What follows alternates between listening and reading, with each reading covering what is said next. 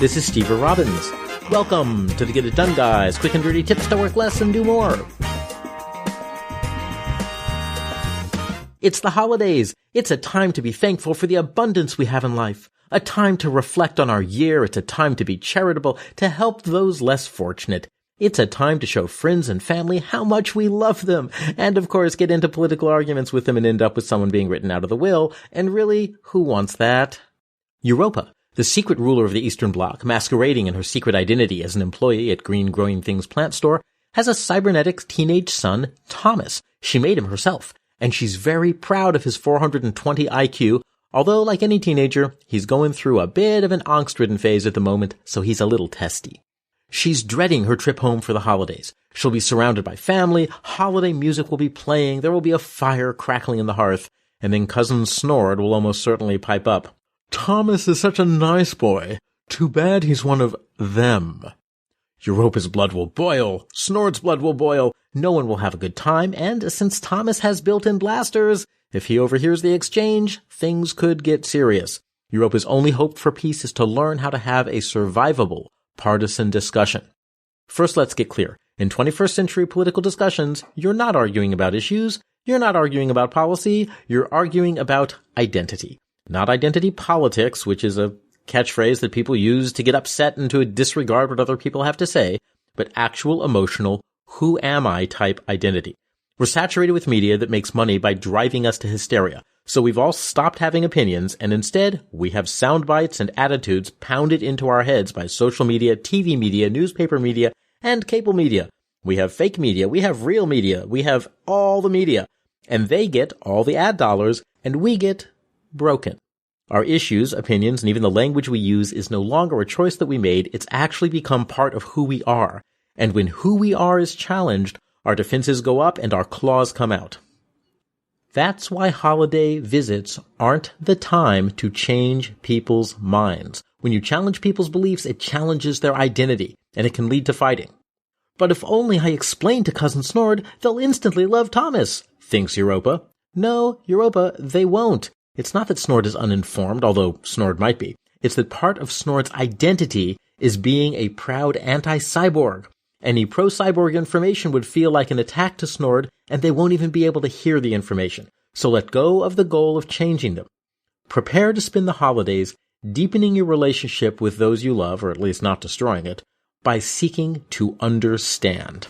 Your first indication that it is time to begin the mollification tactics is to know your triggers, because you and your loved ones all get triggered by identity markers, and we're about to review a bunch of them. Triggers. Some will remind you of your cousin Snord. You'll hear them and you'll think, evil, ha! Those are the words that will make Snord feel good. They're Snord's identity markers. And some words will make you feel good, and those are your identity markers. They're the words that Snord will hear and think, evil, ha! These words are our tribal markers, and how we react to them tells us what tribe we're part of. And even though our forebrain knows that all of us belong to the human race, our lizard brain wants us to be part of just our little tribe. Ready? This list of tribal markers is either going to get this episode blacklisted or ranked number 1 on Google. Here we go. Notice your reactions.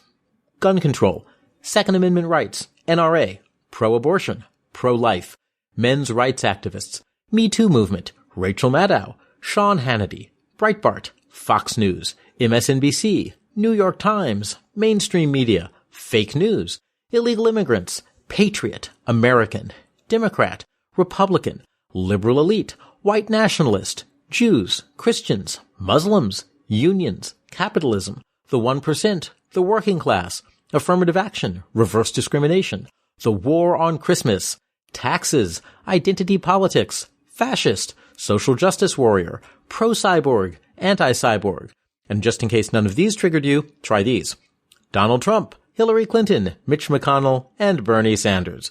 And of course, it may not just be words that trigger you. Clothing and possessions may also be identity markers, like university t-shirts, uniforms, especially military ones, guns, Confederate flags, etc. When an identity marker comes up, people are immediately going to have a knee-jerk reaction. So first, you need to create safety. The moment you feel tempers start to rise, stop trying to be right. People are getting upset because their identities are being threatened, so help them feel safe. People feel psychologically safer when they're also feeling physically safer. So first take care of you. Notice your own body and where you feel the threat arising. Physically, where in your body is it happening? And now relax those muscles. Breathe deeply, calm down.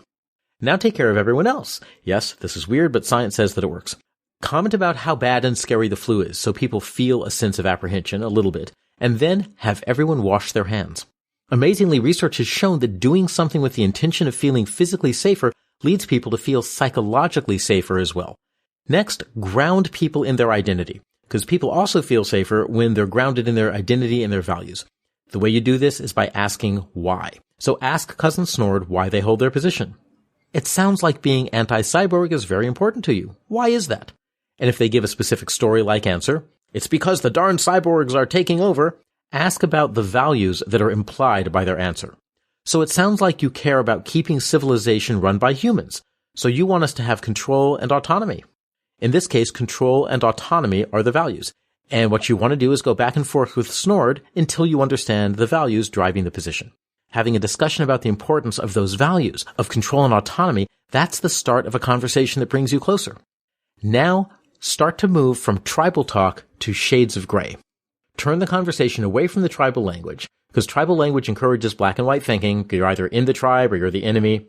So instead, follow the advice of political geek Eric Fogg, co-author of the book Wedged.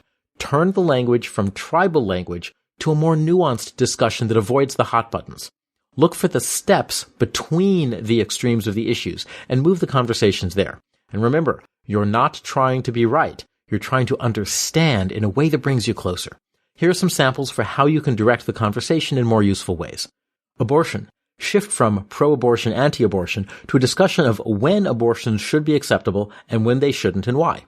Gun control. Shift away from gun control, Second Amendment rights, and the NRA to a discussion of how can we protect ourselves and against what threats. What are the responsibilities that come with the rights that we have, and how do we make sure that people fulfill those responsibilities? Which threats should be the responsibility of individuals to provide protection for, and which threats should be the responsibility of the state? Taxes. Shift from higher or lower taxes to a question of what we as a society want to spend money on, and then, once we know what we want to spend on, what's the best way to raise that money? Where should it come from? Which things should come from taxes? Which should come from somewhere else, whether it's donations or whether it's bonds, etc. Welfare. Stay away from the idea that welfare is handouts. Instead, discuss why we live together in a society in the first place. What kind of advantages do we want from living in one society? And which things should the society provide? What should the appropriate social safety net look like? And which things should be taken care of by individuals? Immigration. Shift away from closed or open borders and instead discuss what's good and what's bad about immigration. How much should we have, and what should the path be from immigration to citizenhood? Cyborg rights. Shift away from cyborg versus human. Instead, discuss how much electronics you need to have before you stop being human. A Fitbit, a mechanical leg, how about a CPAP machine, or a smartphone that never leaves your hand? Europa has reached out to Cousin Snord and was able to have a conversation about control and autonomy with respect to human beings. That opened the door for deeper conversation. And when discussing what it was that made someone a cyborg, well, it turns out that Snord's artificial limb, Google Glass, and wireless pacemaker actually give Snord and Thomas a lot in common. Much to everyone's surprise, Thomas and Snord's pacemaker have struck up a deep friendship, totally changing the family dynamic. They're becoming the best of friends. Now, this doesn't always happen. You won't necessarily convert anyone to your point of view, but you can keep your friends and family from tearing themselves apart at the seams. Know your identity hot buttons. When Cousin Snord triggers them this holiday season, stop.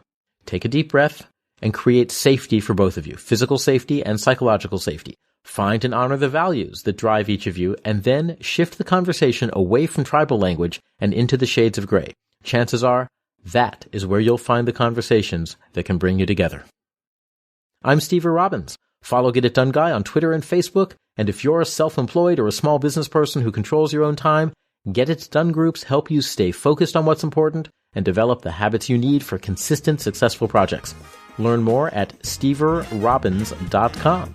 If you enjoyed this podcast, please leave an honest review on iTunes at itunes.com/getitdoneguy. Reviews really help a lot. And if you didn't enjoy this podcast, lie and say that you did. And please leave a dishonest review on iTunes at itunes.com/getitdoneguy. Wow, I guess I know my price and it's pretty darn low, isn't it?